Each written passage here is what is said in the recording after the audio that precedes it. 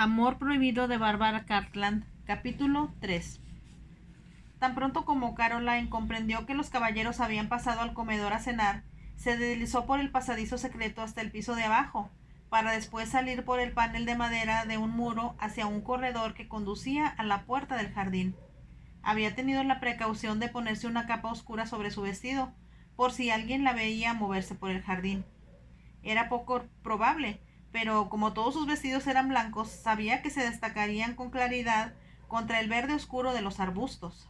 Natty, que le hacía todos sus vestidos, había descubierto el material más barato que podía encontrarse en las tiendas de Ascot o de Windsor, que era la muselina blanca. Le había hecho el mismo tipo de vestidos en los últimos 5 años, faldas largas que descendían rectas desde una cintura alta. No solo favorecían a Caroline, sino que, como era muy esbelta, le daban un aspecto etéreo que le confería una gracia indescriptible. Después de cerrar tras ella la puerta que daba al jardín, aunque asegurándose de que no se corriera el cerrojo para poder entrar cuando volviera, se movió entre los arbustos en dirección de las caballerizas. Estaba segura de que a estas horas de la noche los palafreneros, jockeys y aprendices, después de haber dejado listos a los caballos para el descanso, debían haberse ido hacia el brezal que rodeaba la pista. Allí los puestos estaban llenos de luces y hacían muy buen negocio desde ese día, víspera de carreras. Esperaba, sin embargo, que Abbott se hubiera quedado en las caballerizas, seguro de que ella aprovecharía la primera oportunidad que tuviera para ir a ver los caballos del conde. A Abbott se le había dicho que ella estaba escondida y que de ningún modo se debía mencionar su nombre a nadie, ni decir que vivía en la casa solariega. Podían confiar en Abbott, en la misma forma en que podían hacerlo en Betsy y en Jacobs. Caroline estaba segura de que, en lo que a él se refería, no habría el mismo tipo de chismorreos que solían tener en otras casas. Llegó a las caballerizas, donde todo estaba muy callado, y al cruzar el patio de baldosas, apareció Abbott con una linterna en la mano. Me imaginé que no tardaría en llegar, señorita Caroline, dijo con una afectuosa familiaridad de un viejo sirviente. Sabes bien que quiero ver a Crusader, contestó Caroline. Debemos sentirnos orgullosos de tener un ejemplar como él aquí, dijo Abbott. El tono de su voz reveló a Caroline que lo conocía muy bien, lo impresionada que estaba con los famosos caballos del conde. Abbott caminó por delante y Caroline lo siguió al interior de la caballeriza, donde todas las casillas daban a un largo pasillo que iba de un extremo a otro de la construcción. Él abrió la puerta de barrotes de la primera casilla y Caroline vio al caballo que tanto deseaba conocer. Era un caballo de piel muy negra, con una estrella en la frente y 2 cernejas blancas. Un magnífico animal. Ella sabía que era descendiente directo de Godolphin Arabian, el caballo árabe que había llegado a Inglaterra en 1732, después de muchas extrañas y desventuradas peripecias. Por fin se convirtió en propiedad de Lord Godolphin, yerno de Sara, la famosa duquesa de Marlborough. En secreto, el beduino que lo había cuidado siempre permitió a Godolphin Arabian cruzarse con Roxana, una gran yegua de cuyos potrillos descendían muchos de los más célebres pura sangre que corrían en las pistas de carreras inglesas. Caroline acarició el arqueado pescuezo de Crusader, y cuando el caballo frotó su hocico contra ella, pudo ver sus poderosos músculos bajo la oscura y brillante pelambre. Es maravilloso, exclamó admirada. Yo sabía que usted pensaría así, señorita Caroline, dijo Abbott, y reconozco que nunca había visto un caballo mejor que este en todos los días de mi vida. Ganará la Copa de Oro, estoy segura. Era difícil, después de ver la magnificencia de Crusader, apreciar los otros caballos del conde, aunque ella sabía que todos eran excepcionales. Cuando por fin llegaron donde estaba Firebird, se sintió avergonzada de encontrarle tantos defectos. Le echó los brazos al cuello. Podemos admirar a nuestros visitantes, Firebird, le dijo con voz suave. Pero a ti te queremos, eres nuestro y formas parte de la familia. Es cierto, dijo Abbott. Y escuche bien mis palabras, señorita Caroline. Jem hará que Firebird llegue en primer lugar el sábado. Estoy segura de ello. Tal vez el conde vea a Jem ganar y le pida que monte uno de sus caballos. Jem sueña con eso, señorita, dijo Abbott con una sonrisa. ¿Hay algún caballo de importancia en la carrera en que inscribieron ustedes a Firebeard?, preguntó Caroline. Abbott se rascó la cabeza. Uno llamado Bart podría ser un peligro, señorita, pero se está poniendo viejo, y yo no le tengo mucha fe al jockey que lo monta. Caroline abrazó de nuevo a Firebeard. Yo sé que ganarás, y sintió que él respondía a su confianza. Tuvo que volver hacia la casilla de Crusader antes de salir de la caballeriza, pero en su recorrido vio el magnífico grupo de alazanes con el que el conde había llegado. Uno no ve con frecuencia 4 caballos tan idénticos como estos, dijo después de inspeccionarlos. El palafrenero de su señoría me ha informado que los alazanes con los que salió de Londres son tan excepcionales que su señoría ha rechazado ofertas que le han hecho por ellos, por 2 y 3 veces su valor. ¿Quién no prefiere tener caballos en vez de dinero?, dijo Caroline riendo. Al mismo tiempo pensó que a Gerard le hacían falta ambas cosas. Comprendió lo deprimente que debía ser para él andar con amigos tan ricos, mientras que él solo poseía un caballo y tenía que contar cada penique que gastaba. Habló con Abbott por largo rato sobre las carreras del día siguiente, y luego volvió corriendo hacia la casa, temiendo que pudiera verlo alguno de los mozos de su señoría. No era tan tarde como había supuesto, y cuando empezó a subir la escalera secreta pasó frente a otra, y escuchó risas desde lo alto, procedentes del comedor. Comprendió que no podía resistir la tentación de ver otra vez al conde, así que salió hacia la galería de los trovadores, que había sido el refectorio de los monjes y que corría a lo ancho del gran comedor.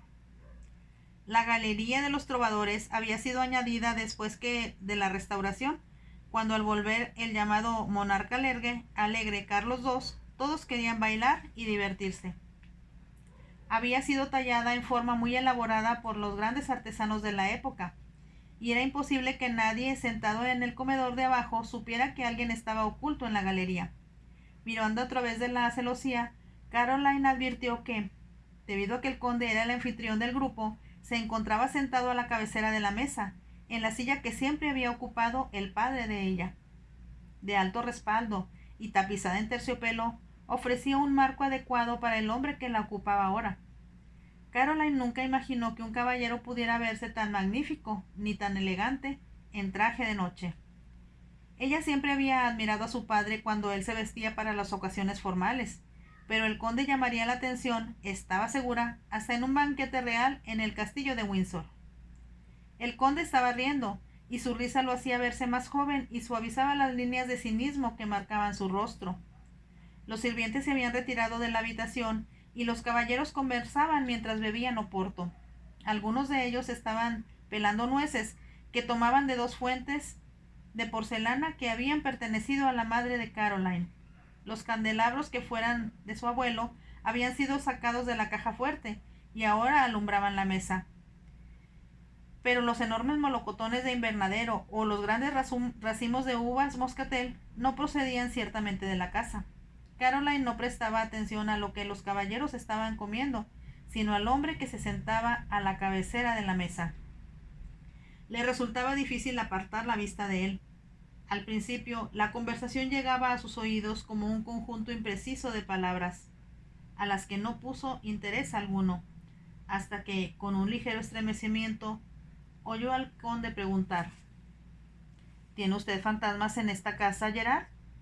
Docenas de ellos, contestó su hermano, pero en lo personal no he visto ninguno. ¿Qué tipo de fantasmas son?, insistió el conde. Hay un monje que se supone que se ahorcó para expiar sus pecados, contestó Gerard. Un niño que la Inquisición de la Reina María mandó quemar en la hoguera con sus padres y, desde luego, la Dama Blanca. ¿La Dama Blanca?, preguntó el conde con voz aguda. Ella es, sin duda alguna, de acuerdo con la leyenda y la superstición local, nuestro fantasma más famoso, dijo Gerard con una sonrisa. Cuéntenos de ella. Gerard relató la historia de la Dama Blanca que buscaba a su amante desaparecido, y Caroline, al ver la atención con que el conde escuchaba, estuvo segura de que su interés se debía a que la había visto a ella en la galería. Se preguntó si confesaría que había visto al fantasma, pero cuando Gerard terminó su relato, el conde preguntó: ¿Qué significa ver a la Dama Blanca? ¿Buena o mala suerte? Significa interrumpió Lord Ramshill, antes que Gerard pudiera contestar, para quienes la vean, que buscarán siempre el amor sin encontrarlo jamás. Se echó a reír. Eso es algo que a ti no te pasará nunca, Valiant. Te haría bien ser el cazador alguna vez, para variar, en lugar de ser siempre el perseguido, comentó el honorable Ralph Mear. Algo tan improbable como que Crusader deje de ganar la Copa de Oro, comentó Lord Ramshill.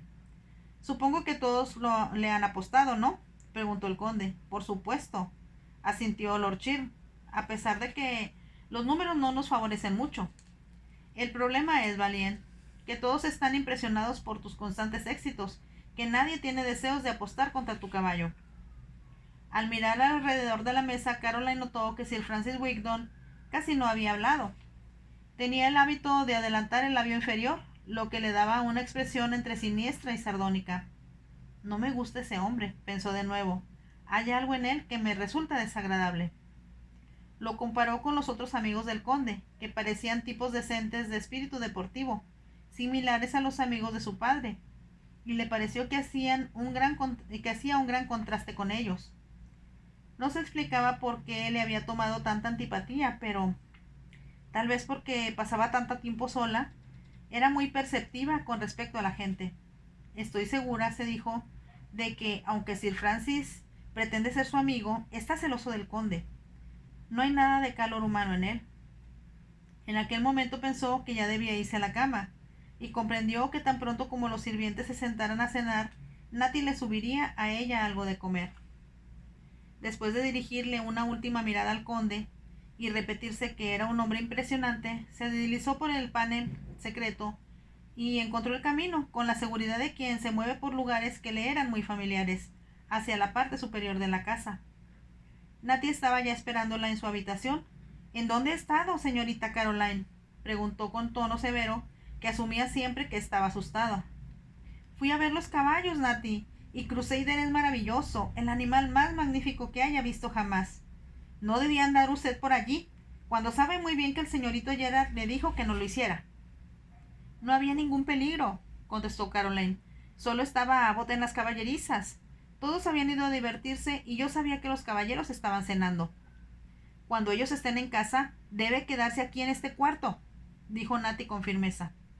Deja de preocuparte por mí, querida Natty, y dime qué me trajiste de comer, porque tengo mucha hambre.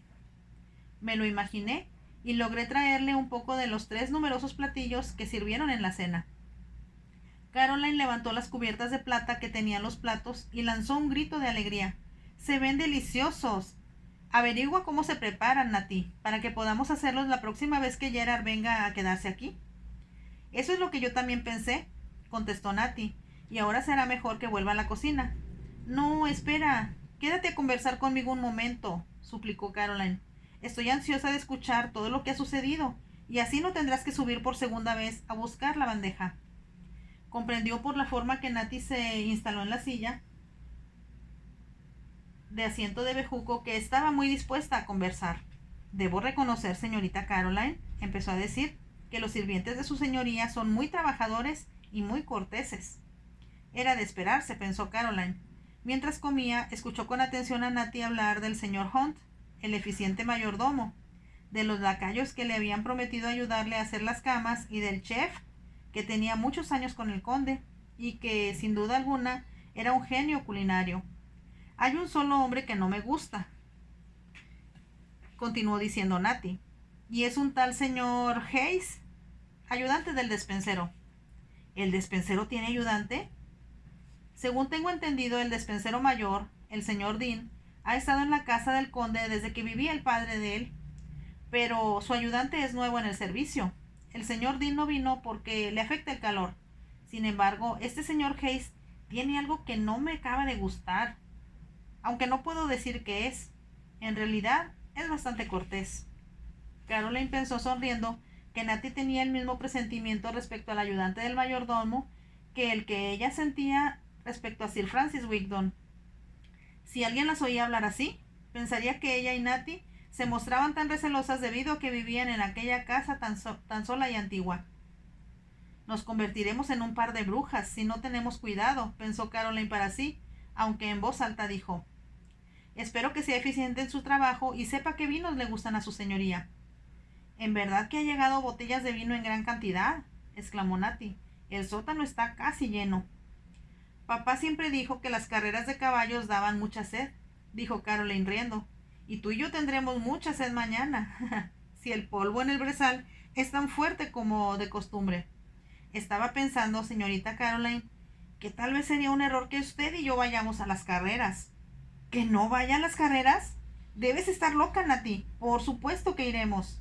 Siempre lo hemos hecho, y por nada del mundo me las perdería este año, en que quiero ver correr a Crusader, y desde luego a Firebird. Es correr un riesgo, murmuró Natty. ¿Por qué?, preguntó Caroline. Nosotras estaremos en la pista. Todos los caballeros que están en la casa estarán dentro del palco real, con su majestad. Aquello era cierto, y Natty optó por no decir nada más. Tan pronto como los caballeros salgan de la casa y los lacayos hayan terminado de ayudarte a hacer las camas, nos dirigiremos a las caballerizas, dijo Caroline. Su voz estaba llena de excitación cuando continuó diciendo: Abbott nos ha prometido llevarnos en el calesín y lo dejará bastante alejado de los puestos. Entre la multitud, te aseguro que será un verdadero milagro que alguien se fijara en nosotros. Supongo que tiene razón, aceptó Natty casi a su pesar. Le subiré un vestido limpio en la mañana, y ahora se irá directamente a la cama. Tengo toda la intención de hacerlo, contestó Caroline. Quiero soñar con Crusader. Caballos, caballos. No piensa usted en otra cosa, dijo Natty. A su edad ya era tiempo de que tuviera algo más en que soñar. Caroline no contestó. Había oído esas palabras de boca de Natty muchas veces. Sabía que su vieja niñera lamentaba mucho que no pudiera recibir en la casa ni agasajar a lo que ella consideraba el tipo correcto de gente. A Caroline le resultaba imposible, al vivir sola en la casa Langston, sin una persona mayor de respeto a su lado, conocer chicas de su edad o asistir a los bailes que de vez en cuando se celebraban en los alrededores. La mayor parte de las casas grandes, era cierto, se ocupaban solo durante la semana de las carreras, o cuando había algún acontecimiento importante en el castillo de Windsor. Aun así, Lady Langston si hubiera estado viva, todo habría sido diferente. Pero su madre había muerto cuando Caroline tenía 16 años y estaba todavía en el salón de clases. Y cuando Gerard se fue a vivir a Londres, Caroline, al quedarse sola, se vio impedida a acercarse a sus vecinos. De hecho, no sabía ni siquiera quiénes eran, puesto que muchas de las casas habían cambiado de dueño desde que sus padres habían muerto. En realidad, solo deseaba vivir tranquila en su casa y montar los caballos de Gerard. Cuando él volvía de vez en cuando, porque no podía cubrir los gastos de su vida en Londres, ella se sentía completamente feliz de poder cabalgar en su compañía por el brezal y por el bosque, o escuchar llena de curiosidad las historias de la alegre vida que él llevaba entre el Beaumont. Algunas veces se preguntaba a sí misma qué pasaría si Gerard se casara, pero enseguida comprendía que aquel era un lujo que él no podía permitirse todavía, a menos que se casara con una mujer rica. Al ver la expresión del rostro de Natty, cuando ella la besó para desearle buenas noches, dijo: Deja de preocuparte, Natty. Soy feliz. Sabes bien que lo soy. No es una forma natural de vivir. Es todo lo que tengo que decir, señorita, exclamó Natty con voz aguda. Sin esperar respuesta, bajó la escalera para salir por la primera puerta secreta que encontró, porque, como decía con tanta frecuencia, esos pasadizos ocultos me ponen nerviosa. Ya sola, Caroline se echó a reír, sintiendo un acceso de ternura por Natty, a quien quería profundamente. Un momento después sus pensamientos volvieron a Crusader, y después hacia su dueño. Al arrodillarse al decir sus oraciones, oró porque el gran caballo ganara la carrera en que iba a participar, pero, de algún modo, al conjurarlo en su mente, apareció el conde a su lado, y los dos se volvieron inseparables en su pensamiento. A la mañana siguiente, la casa bullía de actividad. Siempre sucedía lo mismo el primer día de carreras, y todos estaban ansiosos de partir. El conde y sus invitados se proponían almorzar en el Jockey Club, y como el tiempo era magnífico y era un día soleado, el brezal, por su parte, se llenaría de gente de todas las clases sociales, que aprovecharían la oportunidad para tener una comida campestre. Los carruajes, que habían estado llegando desde temprana hora, traían enormes cestos con carne de venado, pescado y muchas golosinas, apilado todo sobre los techos. Las tiendas y los puestos estaban llenos de comida y, debido al calor, de barriles de cerveza, que habían empezado a venderse desde muy temprano. Cuando Caroline y Natty llegaron a la pista, el ruido era ya ensordecedor, no solo debido a los gritos de los vendedores, sino a los de los apostadores, los tomadores de tiempo y los artistas que ofrecían diversos espectáculos en público. En un puesto donde se exhibían personajes monstruosos, el público podía verlos solo por un penique. Pasaron frente a un hombre que se titulaba El Bohemio y que balanceaba ruedas de carruaje en la mejilla, y vieron varias mujeres que bailaban encaramadas en zancos de más de 2 metros de altura. Caroline estaba interesada sobre todo en ver el nuevo palco real lleno de espectadores. El más importante de ellos, desde luego, era el propio rey. La construcción de esa tribuna había sido iniciada en mayo y terminada la semana anterior, apenas a tiempo para las carreras. El palco real, que había sido construido frente al poste de la meta, fue erigido imitando un pórtico griego. Tenía 2 pisos, de los cuales el superior era usado solo por el rey. Durante su construcción, Caroline lo había visitado, pudiendo ver que constaba de 2 salones que habían sido dotados de cortinas de muselina blanca. Ese día lo rodeaban policías y porteros especiales, que solo permitían el acceso a los invitados del rey. A ambos lados del palco real había otras 9 tribunas o palcos de diversos tamaños, todos completamente llenos. Caroline y Natty los miraron distraídamente mientras se dirigían al otro lado de la pista. «Creo que estaríamos mejor aquí, señorita», dijo Abbott, deteniendo el calesín detrás de varios carruajes. «Yo también lo creo», convino Natty, antes que Caroline pudiera contestar. «Si nos vamos al otro lado, no podremos alejarnos de aquí con suficiente celeridad y es importante que nos marchemos antes de la última carrera». Caroline sabía que Natty estaba preocupada por llegar a casa antes que el conde y su grupo. Por ello, aceptó quedarse en ese sitio, aunque sabía que tal vez no pudiera ver el momento en que partían los caballos, algo que siempre le había interesado mucho. Apenas habían ocupado su lugar cuando escucharon vítores del otro lado de la pista, lo que les hizo comprender que había llegado el rey. Abbott había oído decir, a principios de la semana, que tal vez su majestad no asistiera a las carreras, debido a que estaba sufriendo de un grave y peligroso ataque de gota. Ahora, sin embargo, no cabía duda de que había llegado, aunque no recorría la pista antes de ocupar su lugar, como su padre lo había hecho siempre.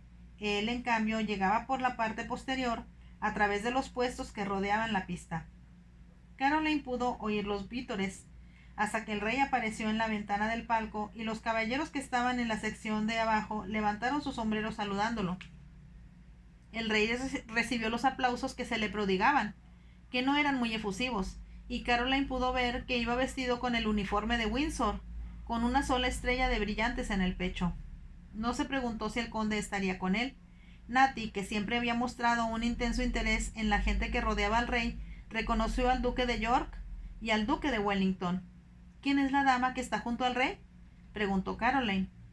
«Es Lady Conyngham», contestó Natty con reticencia, demostrando a las claras que no aprobaba a aquella mujer. Tan pronto como llegó el rey, se realizó la primera carrera, a la que siguió un intermedio de 1 hora para almorzar. Natty sacó los emparedados que había llevado, pero Caroline miró con ligera envidia los magníficos almuerzos que estaban sirviendo en los carruajes cercanos y en los manteles extendidos sobre la hierba abajo. Había carnes frías y golosinas de todos tipos imaginables, y por todas partes se abrían botellas de champaña y de vino. Hacía mucho calor, pero el rugido del entusiasmo que se desprendió de la multitud cuando Trance, como se esperaba, ganó una carrera, Grafton Sweep, era en verdad delirante. «Eso significa 300 guineas para el bolsillo de Su Alteza Real», comentó Abbott. Poco antes había dicho a Caroline que el duque de York apostaba a Trance en esa competencia, a pesar de que corría contra un buen caballo llamado el Duque. Abbott dejó a Caroline y a Natty solas en el carruaje por algunos momentos antes de la carrera, y Caroline comprendió que él también había ido a apostar dinero a trance. Después de que uno de los caballos del conde ganó la tercera carrera del día, Natty insistió en que debían marcharse, aunque Caroline hubiera querido quedarse a la cuarta y última carrera. Trató de protestar, pero Natty dijo con firmeza: 5 días de carrera son más que suficiente para cualquiera, y no vamos a correr riesgos. Vamos, señorita Caroline, debemos volver, porque yo tengo muchas cosas que hacer en la casa, como bien sabe. Debido a que nadie regresaba de las carreras tan temprano, los caminos estaban despejados. Llegaron a la casa mucho más pronto de lo que podían haber esperado. Gracias, Abbott, dijo Caroline cuando entraron en el patio. Fue muy emocionante y disfruté intensamente cada momento. Veremos muy buenas carreras mañana y el jueves, contestó Abbott. Y si Moses no gana al Albany Stacks, estoy dispuesto a comerme mi sombrero. Estoy segura de que ganará, dijo Caroline con una sonrisa. Entonces Natty la llevó a toda prisa a un lado de la casa, para que entrara por la puerta que daba al jardín.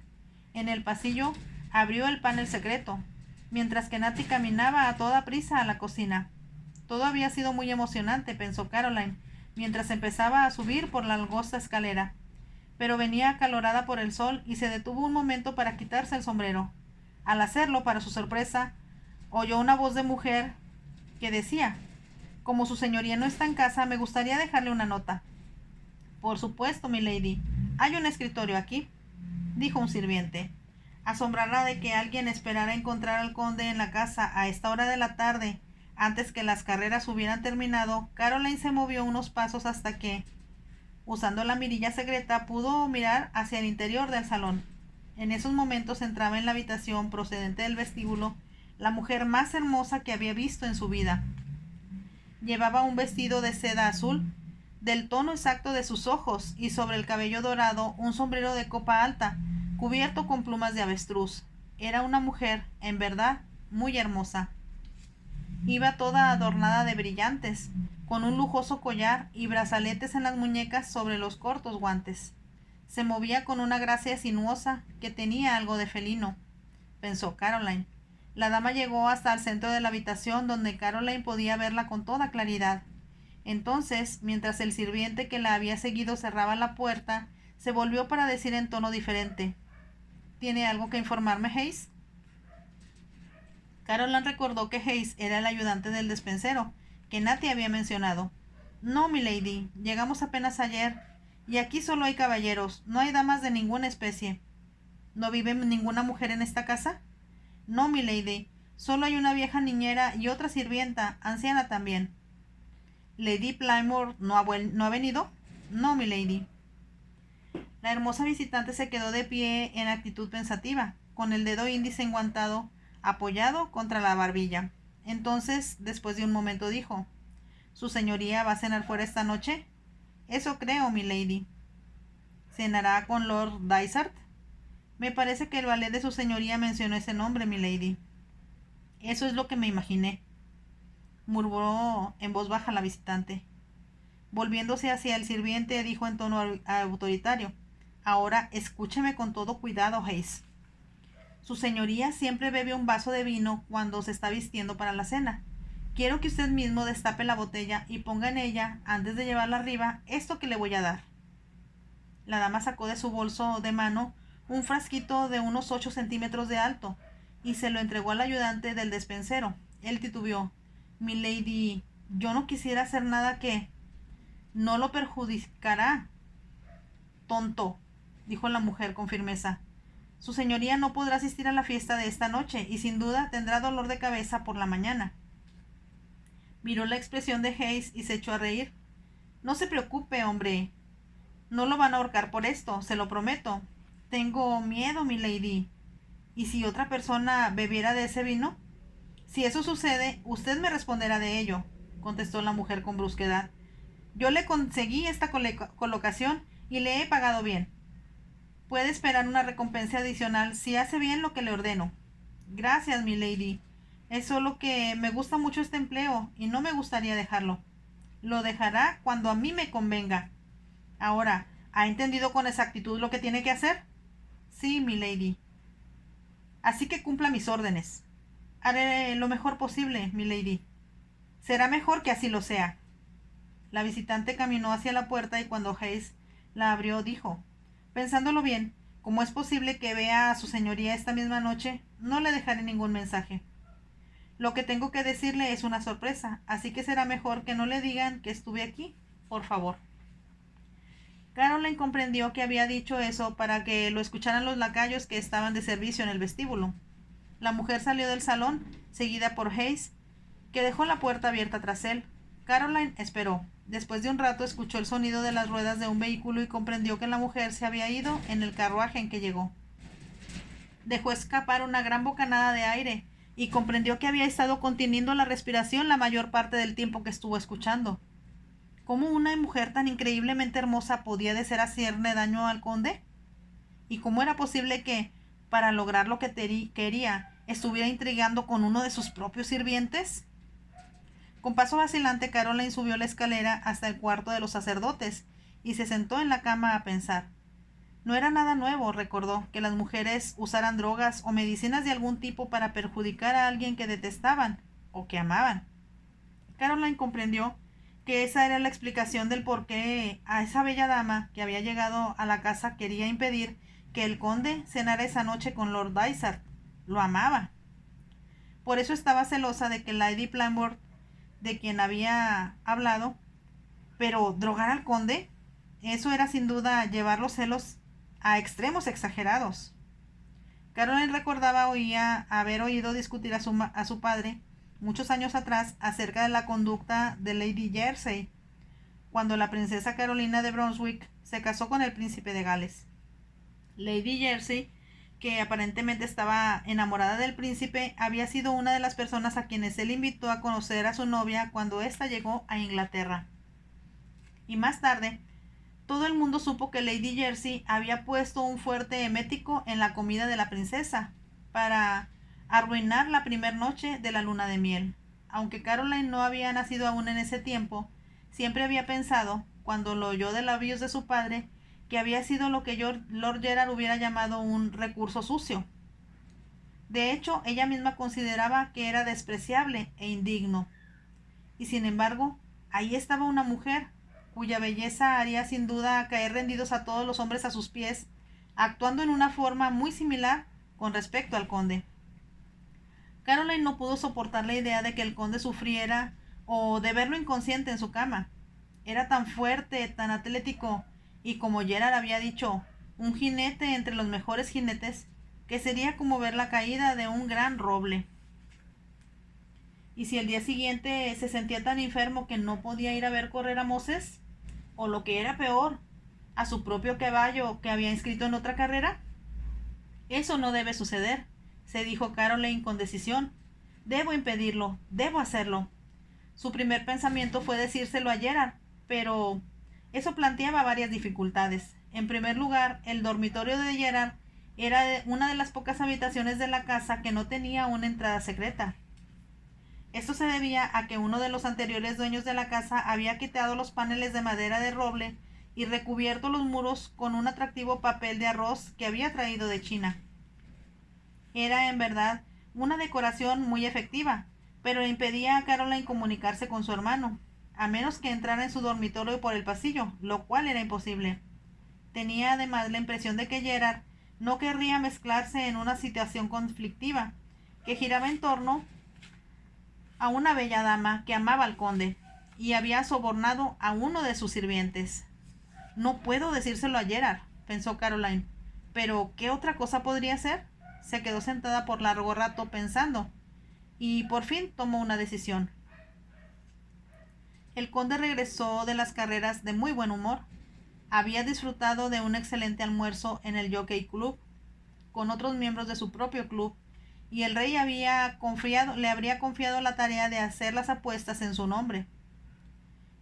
Ello había dado por resultado que entregara a su majestad una considerable cantidad de dinero al terminar el día, y él a su vez había apostado a 3 de los 4 ganadores de la tarde, y eso ya era un buen porcentaje.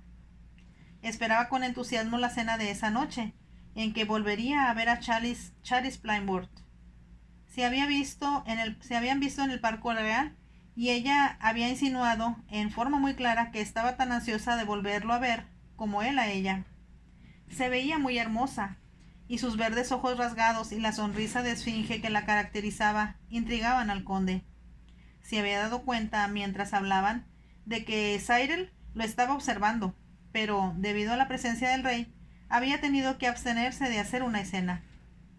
«Las mujeres celosas son un fastidio», dijo Lord Cheer, cuando volvían de la pista de carreras.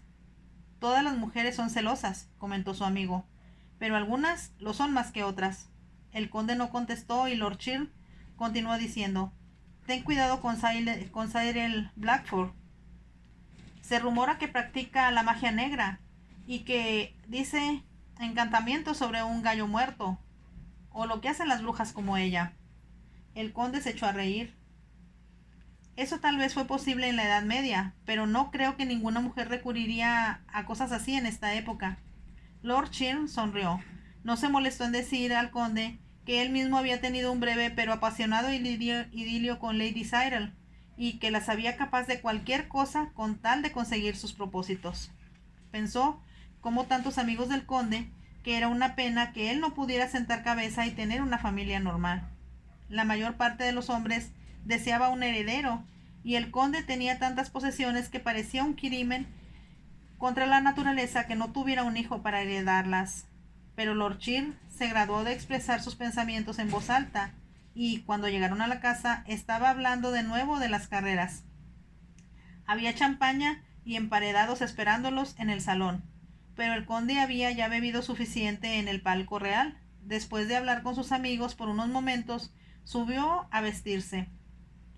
Sabía que su valet, Dawson, le tendría ya el baño listo. Estaba ansioso de refrescarse un poco después del calor del día y de librarse del polvo que, como había anticipado, había sido peor que de costumbre debido a la prolongada sequía.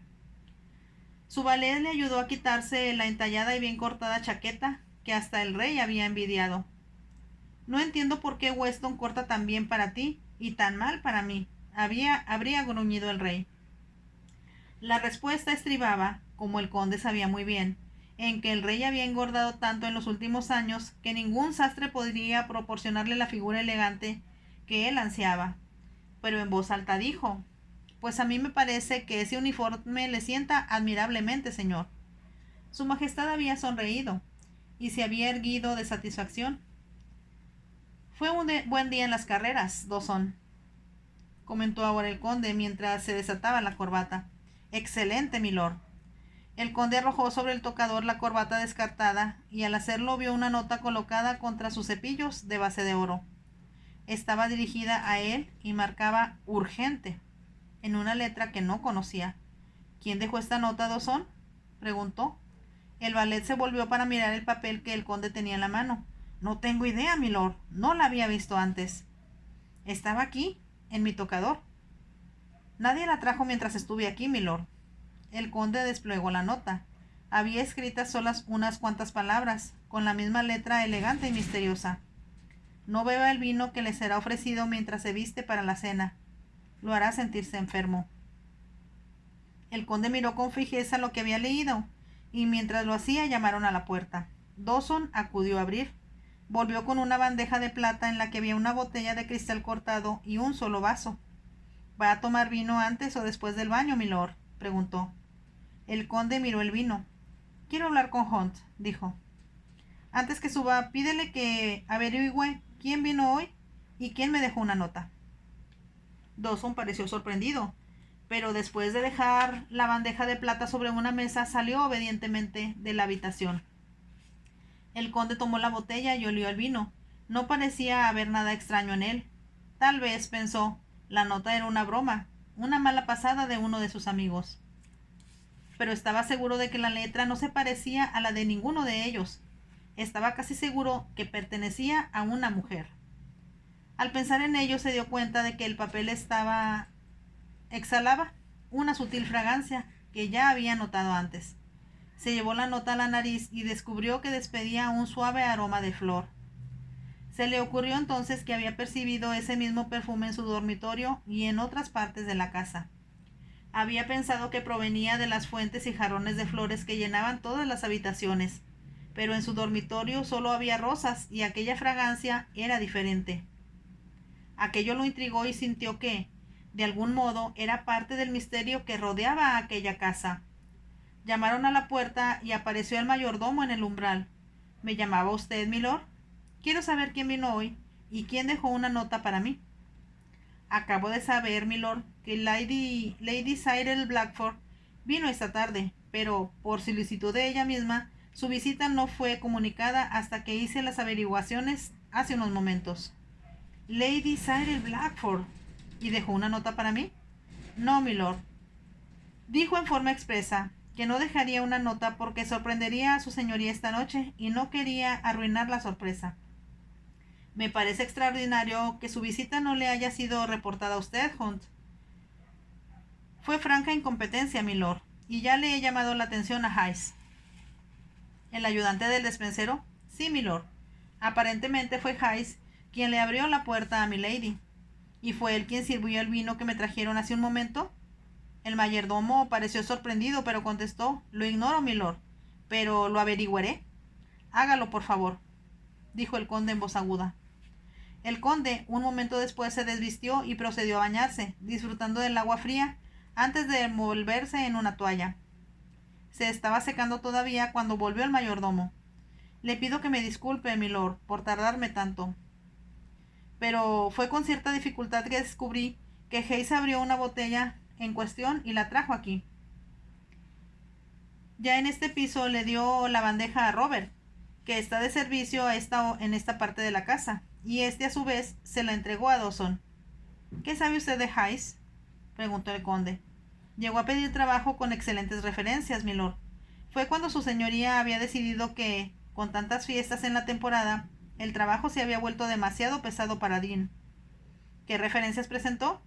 2, milord. Una era del duque de Newcastle, que era excelente, y la segunda de Lady Cyril Blackford. La expresión del rostro del conde fue la del cazador que, por fin, logra poner en la mira de su rifle al venado que había estado persiguiendo. Lady Cyril Blackford, exclamó. ¿Y fue ella quien habló con Hayes esta tarde? Mándame aquí ese hombre. En 5 minutos. No fue difícil para el conde extraer de Hayes todas las informaciones que necesitaba. Entonces mandó buscar al mayordomo y le dijo que despidiera al ayudante del despensero inmediatamente sin darle referencias. Con el mismo aspecto magnífico, vestido con el traje de noche que Caroline había admirado tanto la noche anterior, el conde partió en su carruaje hacia la casa de Lord Dysart, con un sentimiento de triunfo. Había descubierto al culpable, y tendría bien cuidado en el futuro de que ninguna persona recomendada por Lady Cyril Blackford cruzara el umbral de ninguna casa de su propiedad. Pero una cosa quedaba todavía por resolver. ¿Quién había escrito la nota de advertencia? ¿Quién le habría puesto sobre su tocador? ¿Y quién usaba ese tentador perfume de flor que él no podía identificar? Se encontró dando vuelta a esas 3 preguntas en su mente toda la noche. De alguna manera, como consecuencia de ello, descubrió que la expresión enigmática en los ojos oblicuos de Charis Plymouth era menos misteriosa e intrigante de lo que esperaba. Fin del capítulo 3 de Amor Prohibido de Bárbara Cartland. Si te gustó mi lectura, por favor déjame un like y te invito también a suscribirte al canal. Gracias.